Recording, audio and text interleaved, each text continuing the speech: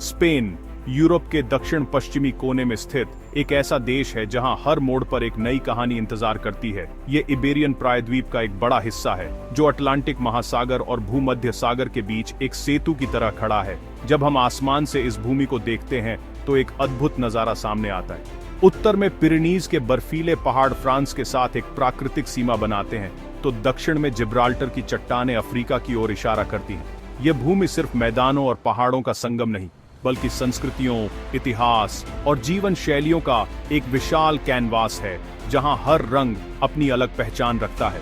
इसकी भौगोलिक संरचना अपने आप में एक कलाकृति है। हरे भरे गैलिसिया के तटीय मैदानों से लेकर अंडलुसिया के शुष्क और सुनहरे पठारों तक स्पेन का हर कोना एक अलग दुनिया प्रस्तुत करता है। ईब्रो और तागस जैसी नदियां उपजाऊ घाटियों को सींचती हैं, जहां जैतून और अंगूर के बाग लहलहाते हैं। भूमध्य सागर के किनारे बसे शहर जैसे बार्सिलोना और वालेंसिया अपनी धूप और सुनहरी रेत के लिए प्रसिद्ध है, जबकि अटलांटिक तट पर बसे शहर समुद्री तूफानों और चट्टानी किनारों का सामना करते हैं। यह विविधता ही स्पेन की आत्मा है, जो इसे एक ही समय में शांत और तूफानी, प्राचीन और नवीन बनाती है। स्पेन की कहानी सिर्फ इसकी मुख्य भूमि तक ही सीमित नहीं है।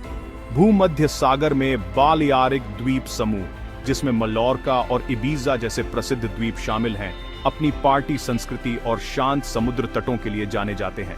वहीं अफ्रीका के तट से दूर अटलांटिक महासागर में स्थित कैनरी द्वीप समूह अपनी ज्वालामुखी भूमि, अद्वितीय जलवायु और विविध पारिस्थितिकी तंत्र के लिए दुनिया भर में प्रसिद्ध है। ये द्वीप स्पेन की विविधता में एक और अध्याय जोड़ते हैं, ये दिखाते हुए कि कैसे एक ही राष्ट्र अपने भीतर कई अलग अलग पहचानों को संजोए हुए है। इस भूमि पर सदियों से विभिन्न सभ्यताओं ने अपने निशान छोड़े हैं। रोमन साम्राज्य के खंडहर, मूरिश शासकों के भव्य महल और गॉथिक कैथेड्रल, ये सभी स्पेन के समृद्ध अतीत की गवाही देते हैं। हर शहर, हर गांव अपनी अलग कहानी कहता है। मैड्रिड की शाही भव्यता से लेकर सेविले की रोमांटिक गलियों तक स्पेन का हर हिस्सा एक अलग अनुभव प्रदान करता है। यह एक ऐसा देश है जो आपको अपनी बाहों में भर लेता है और आपको अपनी अनगिनत कहानियों का हिस्सा बनने के लिए आमंत्रित करता है, जहां हर कदम पर इतिहास और वर्तमान एक साथ चलते हैं। स्पेन की भौगोलिक संरचना अत्यंत विविध है, जो इसे लघु महाद्वीप का उपनाम देती है। देश के उत्तरी भाग में पिरेनीज पर्वत श्रृंखला एक विशाल दीवार की तरह खड़ी है, जो इसे शेष यूरोप से अलग करती है। इन पहाड़ों की ऊंची चोटियां सर्दियों में बर्फ से ढकी रहती है और यहाँ कई छोटी छोटी घाटियां और गांव बसे हैं। यहीं से कैंटब्रियन पर्वत श्रृंखला पश्चिम की ओर बढ़ती है, जो स्पेन के हरित क्षेत्र यानी ग्रीन स्पेन का निर्माण करती है। इस क्षेत्र में गलीसिया, अस्टूरियस और कैंटब्रिया जैसे प्रांत शामिल हैं, जहां अटलांटिक महासागर की नमी के कारण साल भर हरियाली छाई रहती है और मौसम नम रहता है। देश का मध्य भाग मेसेटा सेंट्रल नामक एक विशाल पठार से बना है। यह पठार स्पेन के अधिकांश भूभाग को कवर करता है और इसकी औसत ऊंचाई समुद्र तल से लगभग 600 मीटर है। यह क्षेत्र गर्मियों में गर्म और शुष्क तथा सर्दियों में ठंडा रहता है। इस पठार को कई नदियां जैसे टागस, डूरो और ग्वाडियाना पार करती हैं, जो उपजाऊ घाटियों का निर्माण करती हैं। इन्हीं घाटियों में स्पेन की कृषि का एक बड़ा हिस्सा केंद्रित है, जहां गेहूं, जौ और सूरजमुखी की खेती प्रमुख है। मेसेटा की विशालता और खुलापन यहाँ के निवासियों के जीवन और संस्कृति को गहराई से प्रभावित करता है। स्पेन का दक्षिणी भाग, जिसे अंडलूसिया के नाम से जाना जाता है, अपनी शुष्क और धूप वाली जलवायु के लिए प्रसिद्ध है। यहाँ सिएरा नेवादा जैसी पर्वत श्रृंखलाएं हैं, जहाँ यूरोप का सबसे दक्षिणी स्की रिसोर्ट स्थित है। ग्वादलकिवीर नदी इस क्षेत्र को सींचती है, जिससे सेविले और कॉर्डोबा जैसे ऐतिहासिक शहरों के आसपास के मैदान उपजाऊ बने रहते हैं। अंडलूसिया में ही टबरनास मरुस्थल भी स्थित है, जो यूरोप का एकमात्र वास्तविक मरुस्थल माना जाता है। यह क्षेत्र अपने सफेद गांवों, जैतून के पेड़ों और फ्लेमेंको संगीत के लिए विश्वविख्यात है। स्पेन की तटरेखा भी उतनी ही विविध है जितनी इसकी आंतरिक भूमि।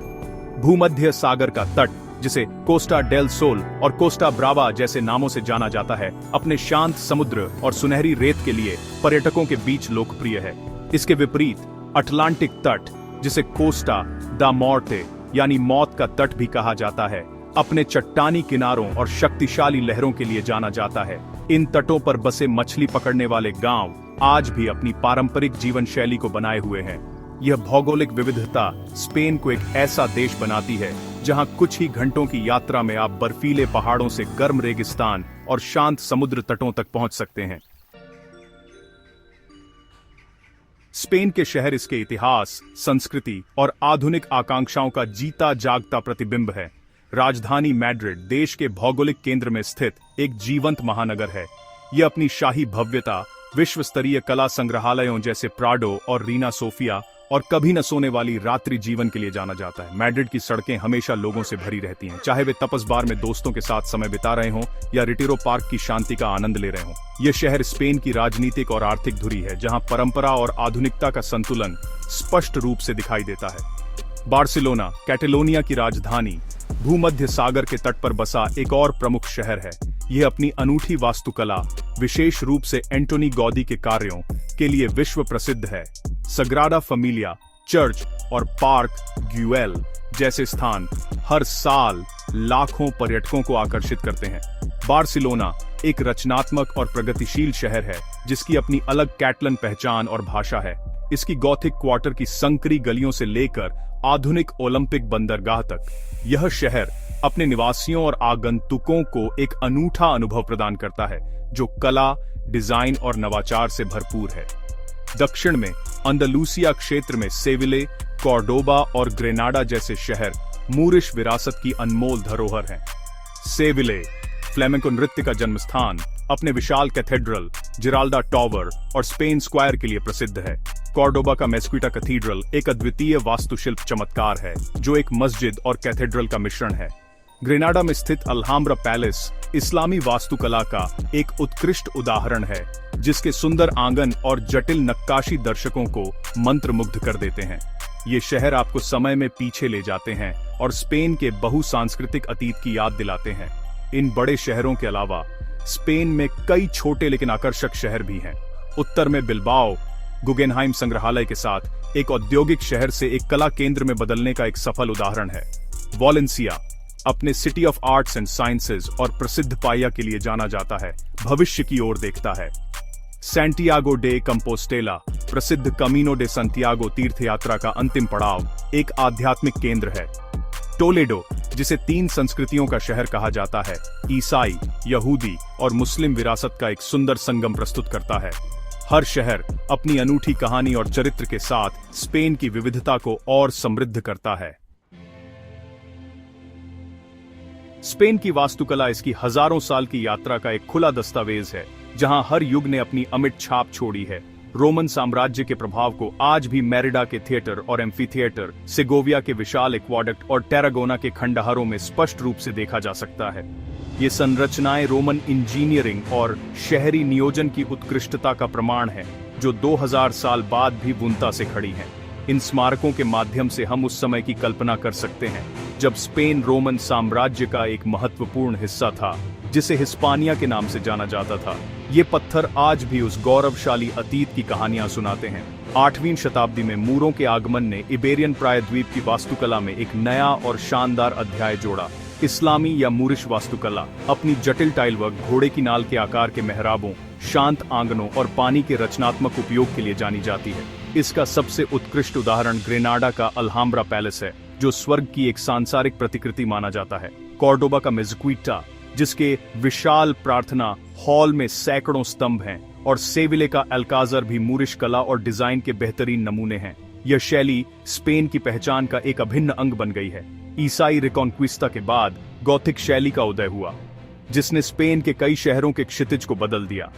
बर्गोस, टोलेडो और सेविले के विशाल कैथेड्रल इस शैली के शानदार उदाहरण हैं। इन कैथेड्रल की ऊंची नुकीली मेहराबें, रंगीन कांच की खिड़कियां और विस्तृत मूर्तियां ईश्वर तक पहुंचने की मानवीय आकांक्षा का प्रतीक है।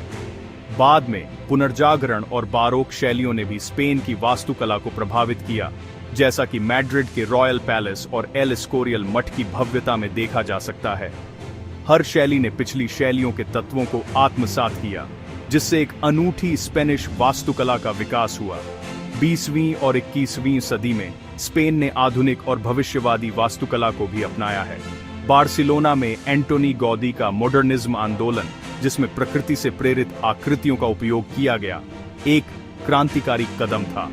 उनके द्वारा डिजाइन किया गया सग्राडा फेमिलिया आज भी निर्माणाधीन है और दुनिया भर के वास्तुकारों के लिए प्रेरणा का स्रोत है। इसी तरह वालेंसिया में सैंटियागो कैलात्रावा द्वारा डिजाइन किया गया city of arts and sciences और बिलबाओ में फ्रैंक गेहरी का गुगेनहाइम संग्रहालय आधुनिक वास्तुकला के प्रतीक हैं। ये संरचनाएं दिखाती हैं कि स्पेन अपनी ऐतिहासिक जड़ों का सम्मान करते हुए भी नवाचार और भविष्य की ओर देखने से नहीं हिचकिचाता।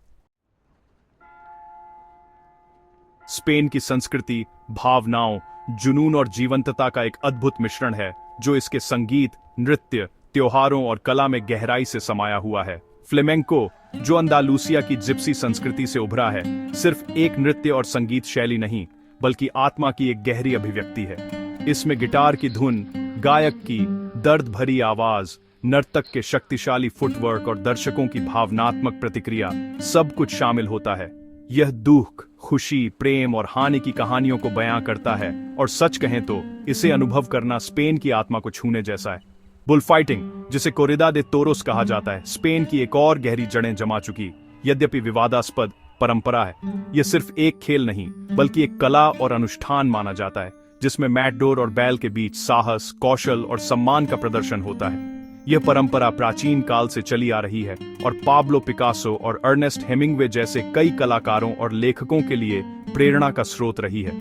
हालांकि पशु अधिकारों के समर्थक इसका विरोध करते हैं, फिर भी यह स्पेन के कई हिस्सों में सांस्कृतिक पहचान का एक महत्वपूर्ण हिस्सा बना हुआ है जो जीवन और मृत्यु के बीच के शाश्वत संघर्ष का प्रतीक है। स्पेन त्योहारों का देश है जहां साल भर कोई न कोई उत्सव मनाया जाता है। वालेंसिया का लास फालस, जिसमें विशाल पेपर माशे की मूर्तियों को जलाया जाता है, वसंत का स्वागत करने का एक अनूठा तरीका है। सेविले का सेमना सांटा यानी पवित्र सप्ताह और फेरिया डे अब्रिल अपनी धार्मिक झांकियों और रंगीन समारोहों के लिए प्रसिद्ध हैं। पैम्प्लोना में सैन फर्मीन का त्योहार, जिसमें बैल दौड़ होती है, दुनिया भर से साहसी लोगों को आकर्षित करता है। लतोमतीना, जिसमें लोग एक दूसरे पर टमाटर फेंकते हैं, बस ये तो पूरी तरह मनोरंजन और आनंद का प्रतीक है।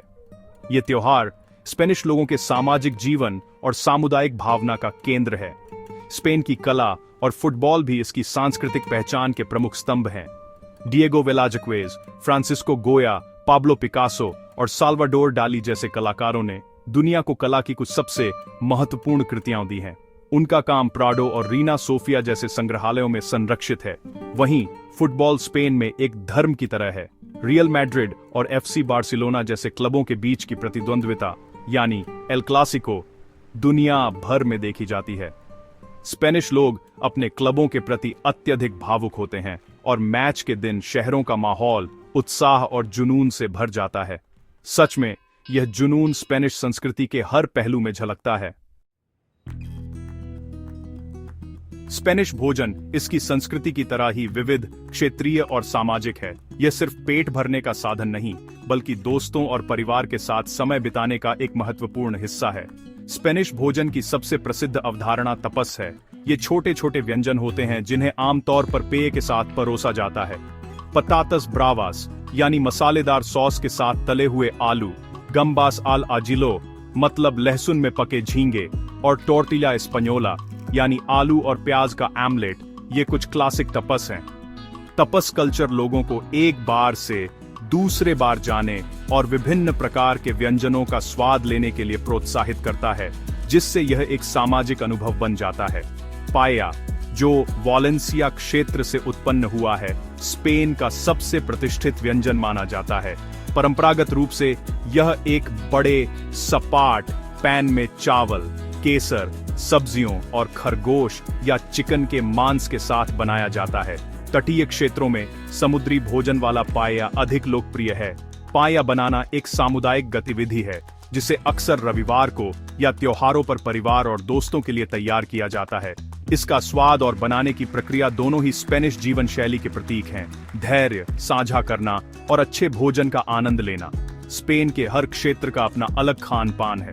उत्तर का बास्क कंट्री अपनी पिंटक सॉस, जो तपस का एक परिष्कृत रूप है और उच्च गुणवत्ता वाले समुद्री भोजन के लिए प्रसिद्ध है। गलीसिया अपने ताजे ऑक्टोपस और शंख के लिए जाना जाता है। अंडलूसिया से गज़पाचो, एक ठंडा टमाटर का सूप, आता है, जो गर्मियों की गर्मी में ताजगी देता है। मध्य स्पेन में भुना हुआ मांस और जमोन इबेरिको यानी इबेरियन हैम बहुत लोकप्रिय हैं। ये हैम एक राष्ट्रीय गौरव है और इसे दुनिया के बेहतरीन हैम में से एक माना जाता है। स्पेन के खाद्य बाजार जैसे बार्सिलोना का ला बोक्वेरिया और मैड्रिड का मर्काडो दे सान मिगेल स्थानीय जीवन का केंद्र हैं।